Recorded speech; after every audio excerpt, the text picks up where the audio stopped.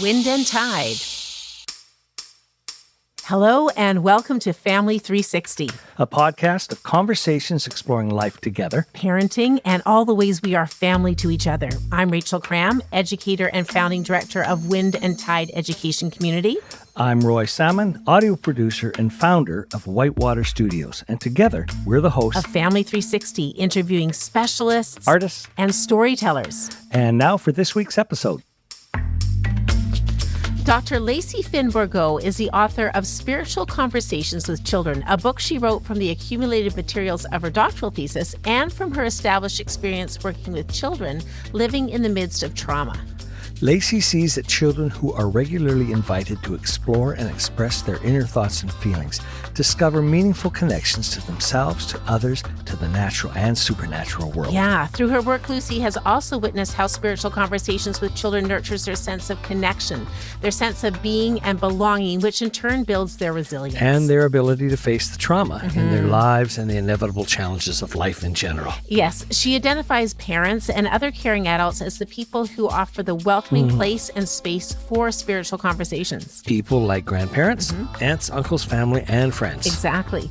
Lacy is on staff at Renovaré Institute and Portland Seminary. She also provides spiritual direction for children at Haven House, a transitional housing facility for homeless families in Colorado. Which is where we zoomed up with her for this interview. Right. So thank you, Dr. Lacy Finn Borgo, for this conversation about spiritual conversations. Thank you, Lacy. And now let's jump in. Well, Lacy, I've been really looking forward to this interview and just getting to know you better. Thank you so much for chatting with me today. Oh, thank you so much. I'm now like a huge fan. I'm learning so much. Oh, good. Who have you listened to? What episodes have you? Well, I listened to the whole first season. I had to go visit my college daughter, and it's a 6-hour drive. So I just listened to all the podcasts. Oh, It was incredible. So love them. Well, thank you so much. That's very encouraging and appreciated.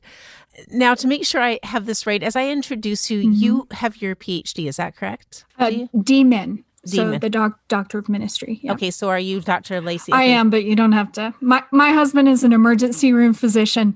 One time we were on this little tiny airplane and someone had passed out and they said, "Is there a doctor on the plane?" And he elbows me. I'm like, "Not my call, man." Although it could have been, maybe spiritual intervention would have been. That's right. Helpful. I said, my job will be right here in the seat, praying and attending to those who are panicking, and you make sure she's breathing. And did he? Yeah. Oh, yeah, actually. Oh, Yep. Great. Good. Yep. Well, as we head into this conversation, Lacy, I like to start with a question that gives a bit of background into who you are and a chance to get to know you as a person beyond the professional platform that you hold. Mm-hmm. So I would like to put this to you. Aristotle stated, "Give me a child at 7 and I will show you the adult." And I'm wondering, Lacy, is there a story or experience from your childhood that reflects the adult that you are today? There is. There's actually 2 stories, if I can be so indulgent. Okay. So when we were growing up, we lived in Utah for a period of time. And this experience comes about a year or 2 after my infant sister had died of the whooping cough. I'm probably 4 or 5 years old. Uh-huh. And so I had this sense of being alone due to my parents' grief. And we had gone up into the LaSalle Mountains to cut firewood for the winter. And I wandered off into a grove of aspen trees. If you know anything about aspens, they are one organism and they are connected underneath. Their root systems, they are one tree. When you wander into a grove, they're likely just 1 or 2 trees. And they have these deep connections. Of course, I don't know this at 4 or 5, but I'm just captivated by the smell, the sight, and I lay down on my back and I just have this sense that I wasn't alone. There was this deep sense of being held and of not being alone and being safe. And so this being in the aspens and being held moved something very deep in me. It opened up some awareness and some questions. And the second experience is one of hundreds. where we moved back to Texas, and I would be driving in the car with my mom. And I remember sitting, looking out the window for hours and hours of flat landscape, West Texas, and the spaciousness giving rise to deep questions around life and death and the nature of human beings. Wow. And the nature of the world over these miles and miles of endless driving. Wow. Were you raised with a spiritual or a religious background from your parents in your childhood? Yes, I was raised with a Christian background. My parents were sort of nominal at best. So this awareness that you're describing, do you feel that it came from your parents or did it come from other places? It came from other places entirely. We didn't have religious conversation at home, and we didn't have those sorts of deep conversations. I think due to the deep wounding that those deep conversations would have brought up. With the loss of your sister. Yeah. So I'm having them isolated, but not isolated. Well, we can forget that children experience their own sadness and confusion, that they feel and think about deep wounds, as you're saying here. Right. That's right. Often because they can't articulate that verbally. Right. That's right. Yeah. For me and my experience, these deep existential questions, death has never been absent from the room. I haven't known a day that I didn't know that there was something like death. And that led me and continues to lead me to a deeper wondering about life, about our sense of being part and held and whole and what that looks like. As we approach this topic of spiritual conversations with children, and I think the story that you've just shared might lead directly into this, what's the power of spiritual conversations, maybe as opposed to other kinds of conversations? Yeah. To welcome these wonderings about life from our children so that they don't feel isolated like you felt? That's a good question. We have this longing for deep connection and belonging within us, like we're born with it. But there are certain moments in life where this longing gets louder. It comes to the surface. And for me, it was in those existential questions around death. There's this intuition that there is something more going on than meets the eye. We have this internal sense of the something more. Maybe a silent hope, something that shapes and it forms us and shapes the entire direction of our lives. So these questions and longings that surface, they're already within us as children. There's a poem by Irish poet John O'Donoghue that sort of speaks to this longing. Can I grab it off my shelf and read it? I would love you to do that. We are huge John O'Donoghue fans here. Wonderful, wonderful. Okay. So let's just take a couple of deep breaths and allow this poem to settle into us so that we can experience this longing that we're talking about. Okay. I think it beautifully describes the belonging that resonates within ourselves and with others when we have these spiritual conversations. In fact, it's called For Belonging. Appropriate. Right. So good. And it's a blessing. Maybe let it wash over you in waves like a blessing would. And it describes the hope, maybe that silent hope within us that we have for our children, and maybe even resonates with the hopes we have for ourselves. So let's take a deep breath and get into the poem. May you listen to your longing to be free. May the frames of your belonging be generous enough for your dreams. May you arise early each day with a voice of blessing whispering in your heart. May you find a harmony between your soul and your life. May the sanctuary of your soul never become haunted. May you know the eternal longing that lives at the heart of time. May there be kindness in your gaze when you look within. May you never place walls between the light and yourself. May you allow the wild beauty of the invisible world to gather you, mind you, and embrace you in belonging. So I wonder, in that poem, can we hear a little bit of that wonder, beauty, and awe that draw us to our belonging and longing in a way that gathers us and helps guide our journey in life?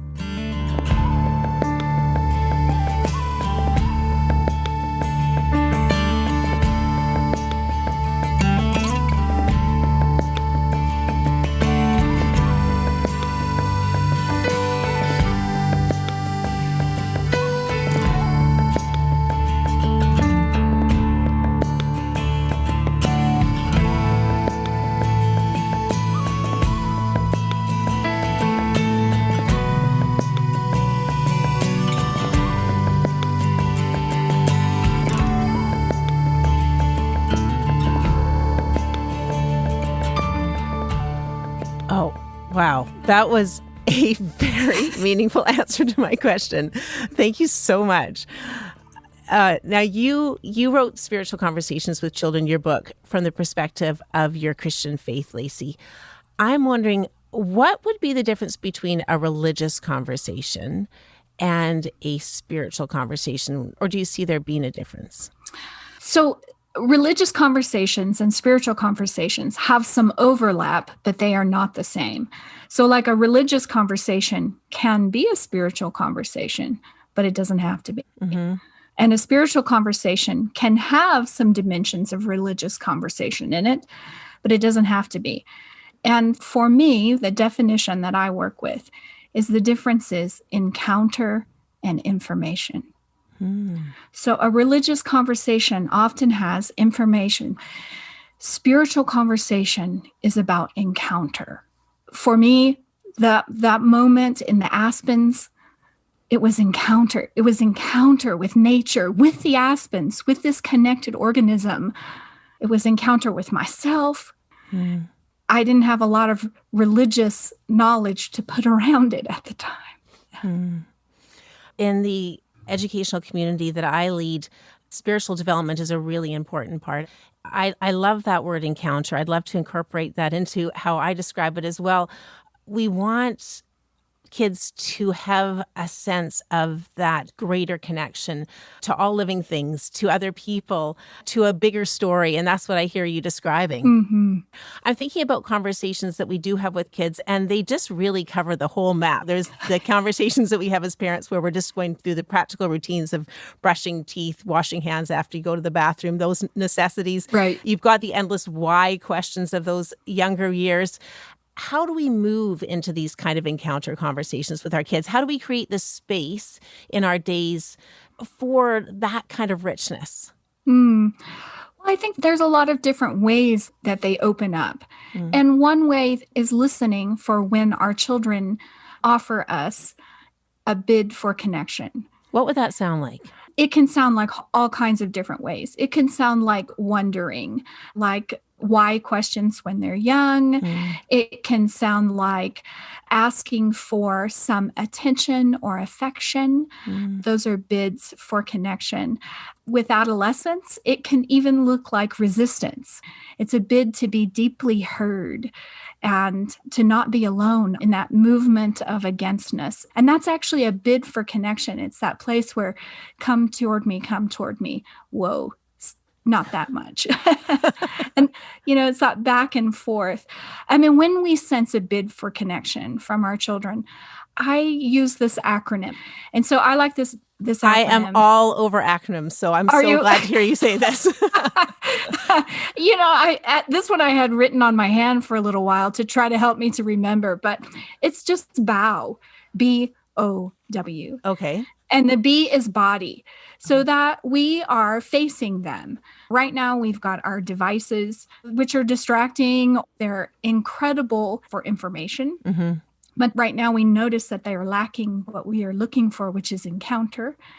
So that body, moving the device out of our hand and asking, permission to touch in a safe way can give us a sense of presence. So putting our hand on our child's shoulder, gathering them up into our arms, that's presence. And the second, go ahead. Oh, I was just thinking it's interesting that you're saying that asking for permission. We just did an interview about sexual health with another guest, and she was talking about that importance of consent. And I think as a parent, you're just so tempted to just go and scoop up and start smooching or hugging. And I guess there's probably a place for that too, but I was just kind of intrigued that you mentioned it that way. Can you just describe, like, what would that look like maybe with a preschooler, and what would that look like with a teenager as you're moving in for that kind of affection? Sure. So with a preschooler, I like to ask, what would you like? So would you like a hug? Would you like to hold hands? And it does a couple of things. One, we get consent. And second, that question itself awakens desire. So what is it that you actually want? Desire in the child. Yes, Awakens desire. it in them. Yes. Our children are constantly given waves and waves of what everyone around them wants. So what do the adults want? What does another child want? The older they get, what does media want them to want? But to start early, helping them hear what they themselves actually deeply want gets at the touch of those longings. And it's those longings that help to guide us into where we are meant to be, how we are meant to live, listening to those deep longings. So we can start with simply listening to what our body wants. Right now, I have an adolescent at home, and I ask her, do you need a hug? Do you want a hug? And how does she usually respond? Well, she is very kinesthetic. So we'll hug, and then she'll tackle us to the ground, and we have to go to the ER. It's the whole thing. No, not really. She is very kinesthetic. But now our oldest daughter, who's in college, she has some sensory processing things. So actually, she taught us that body and sensing isn't primarily pleasing or helpful to her in that way. And she would say, no, that wouldn't be helpful right now. Okay. And we learned to not take that personally. That wasn't helpful to her. I really did not think we'd be talking about a subject like this in a conversation about spiritual conversations with children. I'm finding this very interesting. Okay, so B is body, and we have ourselves available to whatever. Available to touch. Okay. All right. Yeah, if we hear that desire. And the O is openness. So it's an internal movement made by the person who is doing the listening. Am I internally open to hear whatever this person has to say? Whatever this child has to say, am I internally open to hear it? And with our own children, that is some work that we often need to do. Am I willing to hear whatever you have to say? I think that when you're in your theory part of your mind, you think that you absolutely are open to anything your child will have to say. But when you're in the practice part of your life, the day-to-day cacophony of sounds and clashes, you don't always find yourself so open. Yeah. And I think if we could drain all the judgment out of it and say, we are all growing in this openness. We come as parents in with expectations and hopes and dreams for our children. And that's wonderful, and it's natural, and it also limits our openness to what we hear. And as our children grow and we grow in our parenting, our openness, when we give it the freedom and attention it deserves, can expand as our children begin to define themselves and define their own lives. How aware do you think even a young child is of a parent's openness? I think it depends on the child. Awareness isn't all the same at every level. But due to attachment theories and our understanding of how that attachment and sameness is built, I think they're very aware. Maybe not consciously aware, but unconsciously aware. Okay, so body is B, O is openness. What's the W of how we move into spiritual conversations with kids. It's wonder. Love that. I wonder what is happening within you. Assumptions can be the kill switch to presence, because we make assumptions and that drains the wonder from what the child may be sharing. If we assume we know what this means, or we assume how this might have felt.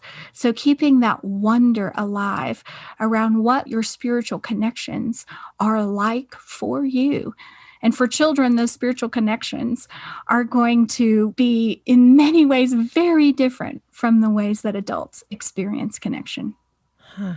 You have this line in your book. You say, if we push our interpretations or good advice onto a child, we may suffocate the child's own voice and agency. That phrase really called me up to think, because with all these things, the body, the openness, the wonder, it's hard not to bring our own assumptions, as you're saying here, our persuasions and agendas onto our children, because we just so badly want life to work out for them. And I think in doing that, we almost are negating that wonder piece ourselves. It's like we want a little container for our child to grow inside to keep them well nourished and safe. Yes. And I think the importance is to keep the lid off the container so that they can kick out of it. Ooh, Lacy, I like where you went with that.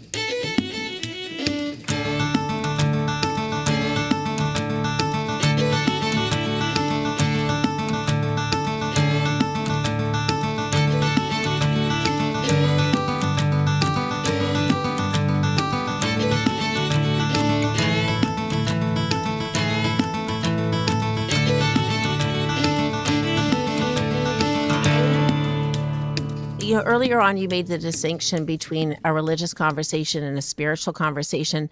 For many parents, the religious component to their life is very, very important. What would a parent need to be mindful of when they're having spiritual conversations with their child, but knowing that important religious backdrop is also there? Well, one of the gifts that we can give our children, if we have this religious container, is that we can listen and make space for those longings that we've been talking about, and we can give them language. We can help them name and connect with the religious language that is of our tradition and our heritage. Would there be a worry that that would be part of bringing our own judgment, as you've called it, into the picture? I think not, because everyone needs a container for belief. Belief has to have a container. So does relationship. And so what we are doing is we are giving sides and bottom. The important thing is to keep the lid off of this container so that their own spirituality can grow and flourish right out the top of this container. Lacy, can we spend a few moments talking about Haven House? Because I see that tying into what you've just described with spiritual conversations and growing and flourishing. Can you start by telling what Haven House is? Sure. It's a transitional facility for families who don't have homes. It's in Olathe, Colorado, and families come in, every kind of family you can possibly imagine. They can stay for 2 years. There's a program for parents, and I meet with children in spiritual conversations there. I've been doing it for about 7 years. So when you're meeting with those children in spiritual conversations, and in reading your book, I sense that it's quite similar to how a parent would be meeting with a child in the conversations, or would hope to be. What's your hope, and where do you begin? My hope is, in some ways, sort of tied back to my own experience in the Aspens, is that, these are children, many of them are coming from very traumatic experiences, that they would find themselves awakened to being held in those deeply connected places. So the movement in spiritual conversations with children is to recognize and then to respond. So I ask questions around goodness, beauty, truth, wonder, awe. So where have they seen these? Where have they experienced these woven threads of meaning throughout their life? And there's lots of different ways that we can help children share. It's not always verbal, drawing, pictures, symbols. And then to help them respond to that gives them a resiliency for the life that they are leading right then in that moment. How do those conversations build resiliency? Because that's what we so want for our kids. It is. It is. Spiritual conversations, this movement to recognize and respond, brings to our awareness, to our consciousness, those ways that we are deeply connected. And that gives us a sense that we are not alone in our struggle, in our suffering, and that we are held by nature, by the divine, by the other, by our community. As adults, I think that we can be so aware of our own struggles in life, paying bills, taking care of our kids, relationships with our partners, and all the myriad of things that can weigh us down in a day. I think we can forget when we look at our 2 or 3-year-old, our adolescent, that they are carrying an equal weight of their own struggles. And I think so often children are just so thirsty to be heard. Right. When you're listening to a child talk like that, how do you monitor the comments, questions, feedback that comes out of your mouth so that you allow that journey to remain theirs? Mm-hmm. Well, one of the ways is by asking questions. So doing some active listening, repeating back those heavy phrases that they offer to us. Can you give an example of that? What that would look like? So they say this and you say what? So they say, since I've come to Haven House, I feel so lonely. So I might say, so you feel so lonely. And then I couch that with another question. Would you like to talk about that? And in making it a question, would you like to talk about that? I give them the option, always, that they have the first right of refusal.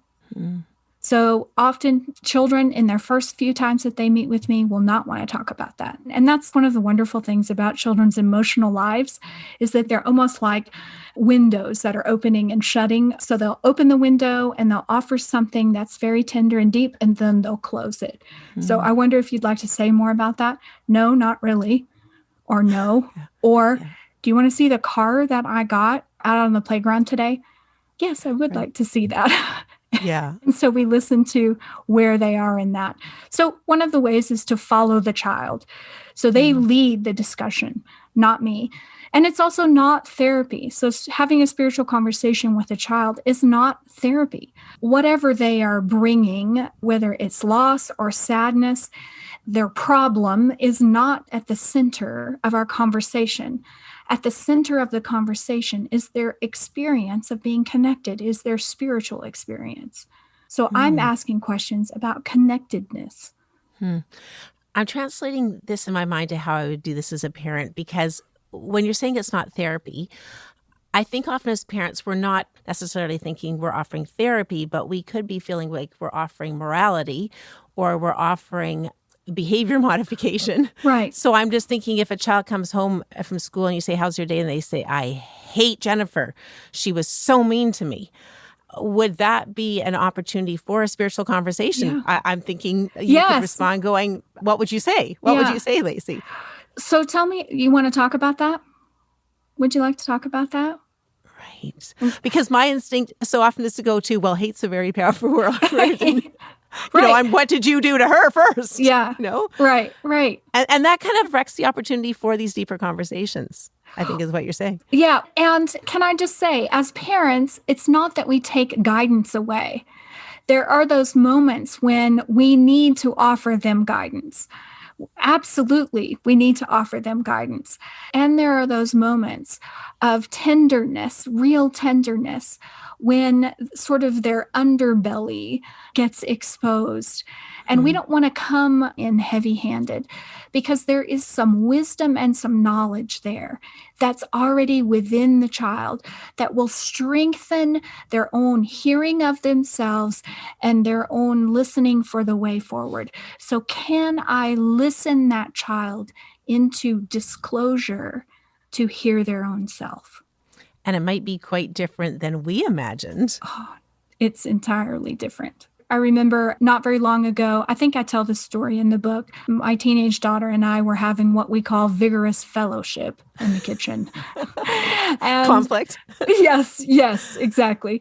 And she was offering her argument for this particular thing we were talking about. And in my mind, I was preparing my arguments as well. So I wasn't really listening to her. In fact, my body was closed. My arms were crossed. My legs were crossed. Could I be any more not listening? You were not in the bow stance. I was not at all. And I had no internal openness. And there was no wonder about her experience. And she actually snapped her fingers at me. And that was enough of a shock that it really did snap me in every way out of my posture in that moment.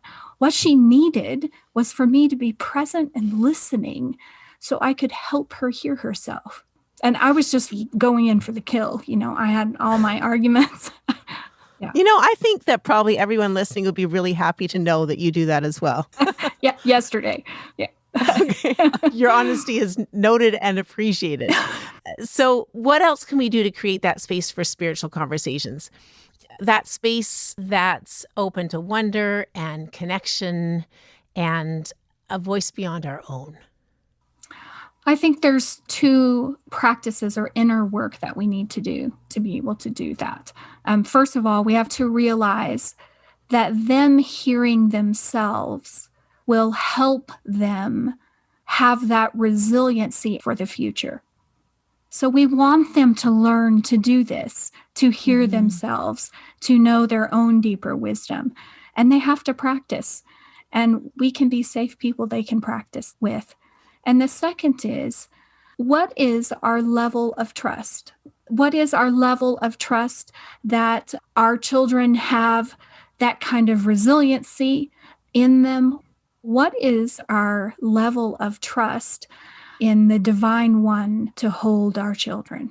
That's a huge question for religious folks. What is our level of trust in the community and our family structures to help our children that the buck doesn't stop with us? It's so hard to believe that the buck doesn't stop with us because our love is so great for our kids. It's hard to take ourselves out of that mix. And can I say, we are a voice, just not the voice.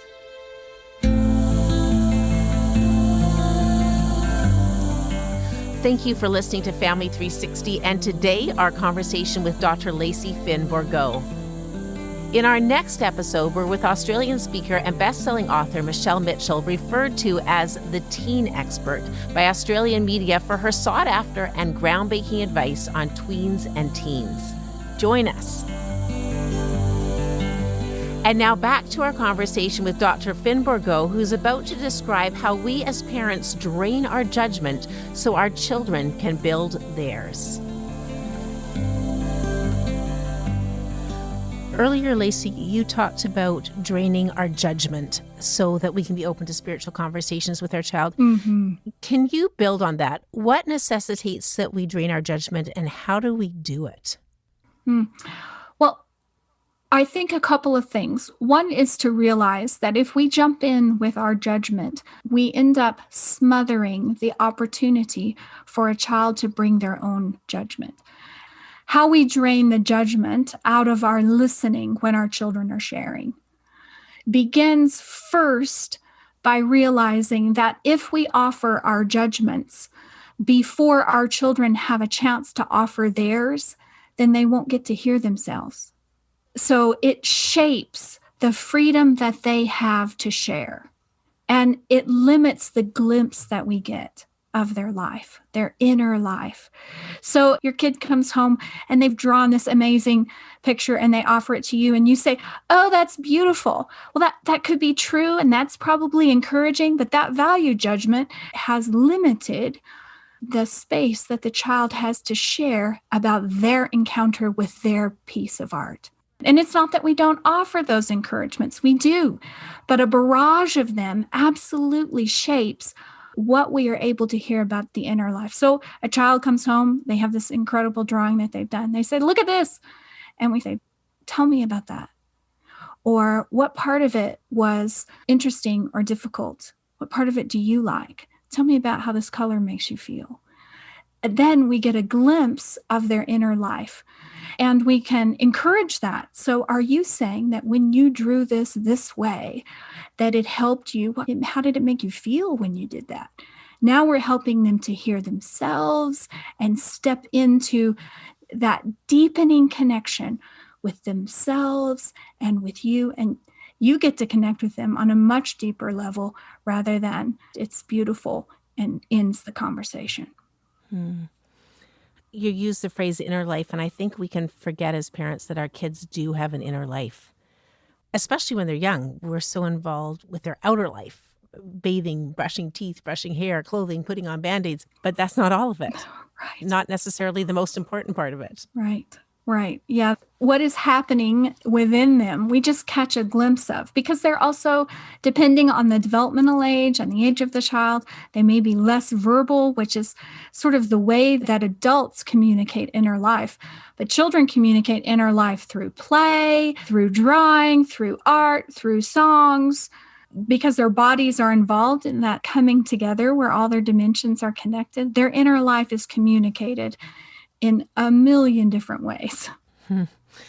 Well, I was really interested in how you create physical space for connecting conversations with kids at Haven House. Can you describe how you set up the room? And is this something that we can do at home with our kids as well without it seeming like mom or dad's gone all weird on me? I think yes. So let me describe a holy listening session and then what it might look like in our homes, like integrated into everyday life. Okay. And what do you mean by the word holy? What I mean by holy is when two people are present to each other. So when two people are fully present to one another, that body, openness, and wonder, that bow, something sacred, a sacred connection happens between them, and that opens them up to connection to the other as well. So it is this thin place, as the Celts like to call it. Thin place. All these phrases that you use, I'm like, okay, and what do you mean by that? where the divisions between us thin. So holy listening, it's holy because it's thin when we are fully present. I'm meeting with children at a facility for homeless families. So there's some chaos there. I'm given a room with a window, and we put down this white blanket that we sit on. We take our shoes off. We enter the space together at the same time so that the power level between us is the same as we go in. So they don't feel that I'm the authority, or I'm able to lessen that by entering the space at the same time. And does it take a while for a child to believe that that's true? Because I think that's pretty foreign in a child's world for the adult not to be the authority. Absolutely. It does take some time. And it's not that I'm not setting boundaries. I am the authority in the room, but the authority that I have can be trusted, and I level the power differential as much as I can. So that's why we enter the space at the same time, and we sit on this white blanket. And on one side of the blanket, I have all kinds of toys and objects that are ways that children can recognize that connection.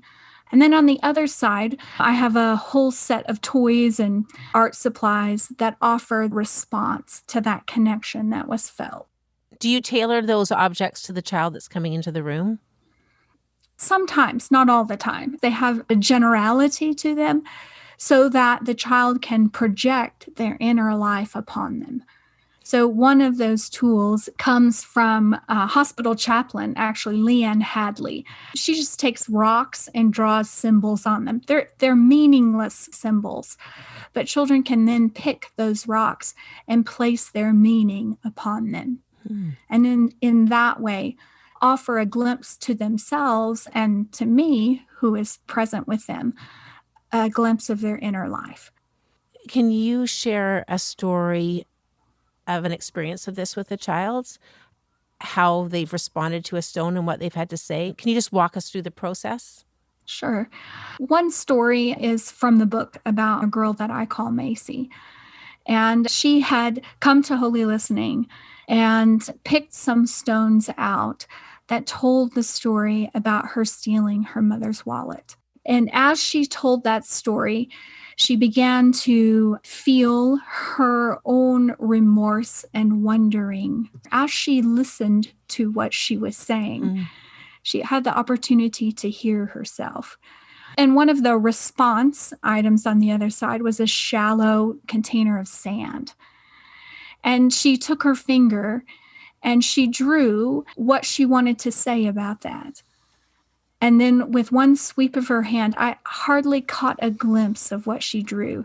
She wiped it away and said, "There, now I feel better." And it was the opportunity to be free and to come to this conclusion, which she came to all on her own.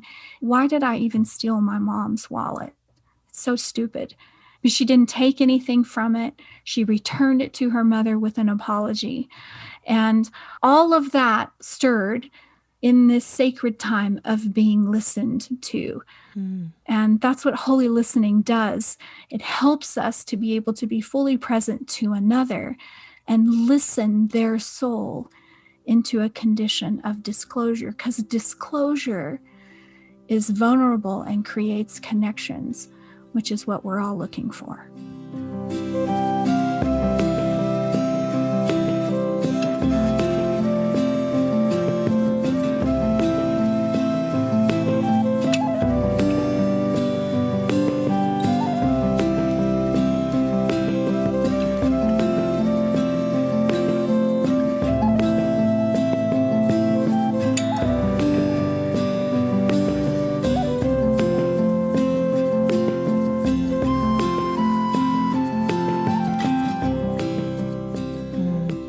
You've described a very formal setting for holy listening, and perhaps one that might be sometimes too contrived feeling to actually do in our homes on a regular basis. But I'm wondering, are there naturally occurring thin places, as you described, in our day where we can step into that? There are so many naturally occurring thin places. So in the car can be a thin place. What makes the car a thin place? Why there? Well, a couple of things is we're not moving. We are moving, but we're moving together. It's almost like a cloistered place for us, like our own little bubble of sacred space to be able to have those kinds of conversations. The other thing that makes it helpful, especially for children and adults who might feel a little bit uncomfortable at these vulnerable conversations, driving in a car is like a third thing that allows our anxiety around these deep questions to be funneled into something else. We're driving. We can look out the window. So you maybe don't have to have that eye contact. You don't have to have that. And that anxiety can lessen just a little bit. Yeah. Another thin place is at night. Tucking our children in before they go to bed after that 73rd drink of water. Asking some questions around wonder and awe and beauty and goodness that was experienced throughout the day. And for our teenagers, I am still finding my teenagers like to talk late at night. That's when they feel most vulnerable to enter into those conversations. Cooking dinner together, there's another thin space with a third thing so that our anxiety lowers a little bit and we can be present to one another. Just thinking about the car and cooking dinner, I think it also gives you the time for gaps in the conversation, because there's something else that you're going to keep doing, as you're saying, that third thing, so that you can have pauses and they don't have to be awkward. The pressure is relieved. Yeah. Like I have to come up with an answer. I learned this in holy listening with a child. When being at that deeper level of those deep conversations, I could see was producing anxiety. And so we got out this mindless block game called Jenga, and we played Jenga. He opened up. He needed the third thing to help lower his anxiety. Lacy, I'm going to go into what may be the last question, and you can tell me if it resonates with you. Okay. I'm very aware that these kinds of conversations take time to take that bow pose. And so often our days don't have accommodation for time because we've got our schedules so packed. I'm aware even of myself and listening to you that I often don't have that kind of time in my day to give. And maybe the obvious answer is just create it. But do you have a deeper thought than that? Let me think about it for a second, because I want to word it in the most generous way possible. That would be appreciated. For all of us. For all of us. Yeah. I have to admit, I'm a pack my day person. Yeah. So I'm going to wander around this question with you. Okay. So if being fully present to the other, to our children, invites them to resiliency and a sense of being connected, I wonder what else holds that weight in our lives. Is there anything more important than that? And one of the ways that we can cultivate that presence and that slower pace in our lives is noticing the weight when it happens. So in those moments that we are fully present with another, we need to savor it. Because shaming ourselves, I can say this for myself, shaming myself as a parent, saying, oh, my life is so packed, it doesn't change my behavior necessarily. All it does is weigh me down with more have-tos. Yeah. Just a few nights ago, I had a wonderful conversation with my 16-year-old. So let me savor it maybe with you. Okay, I love that. She's a musician. And I was asking her how she experiences that deep connection with the world around her right now. And she was saying it's in music. And I was asking her how that connected with what she believed about the world. And she was disclosing to me. And I felt warmth in my chest radiate out through my body. I couldn't believe that she was letting me in on this sense of her way of being in the world. And that happened in a listening conversation about 11:30 at night. I was so tired and I so wanted to turn it in at 9 because I'm a morning person. But to stay present and aware with her.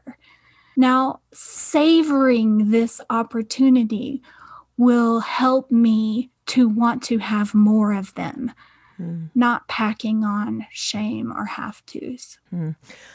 Savoring moments of connection and not adding more have-tos. That's a good ending. I'm going to wrap this up. Okay, Lacy, I thank you so much for this conversation today. I feel like there's so much for me to take from this personally as well. Thank you for the conversation. Just very life-giving. Okay, wonderful. Thank you so much. Good to be with you. So good to meet you. So good to meet you too. Both. You've enriched my day and life. The feeling is mutual. Oh, the feeling is mutual. Thank you for your good work. Thank you.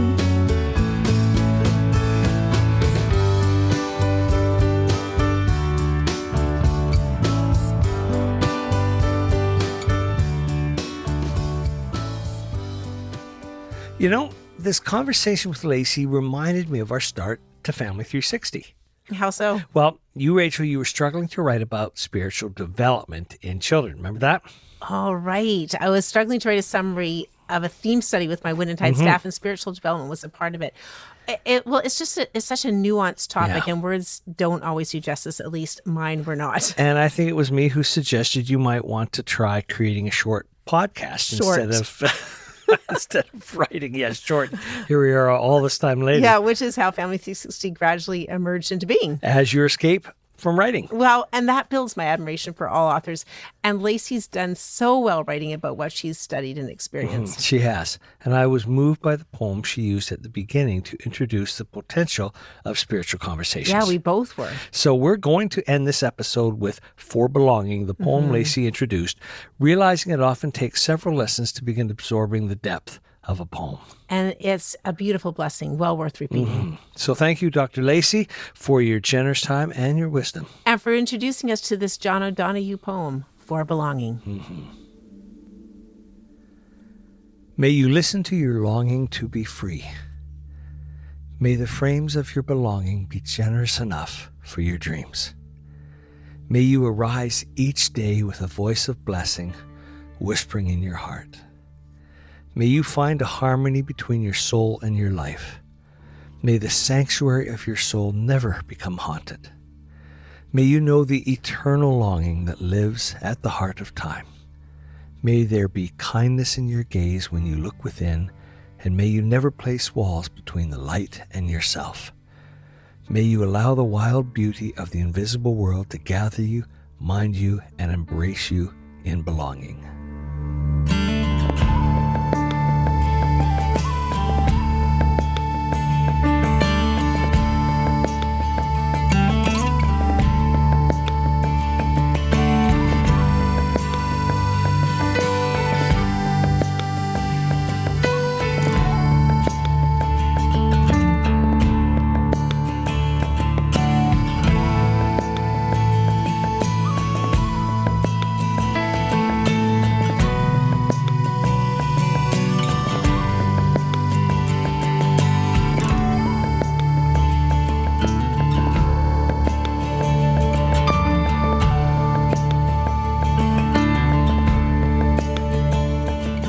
I'm Rachel Cram. I'm Roy Salmond, and thank you so much for listening to Family 360. We share quotes and links from all of our guests on Family 360 on our website, Facebook, and Instagram. Join us. We'd love to continue the conversation with you.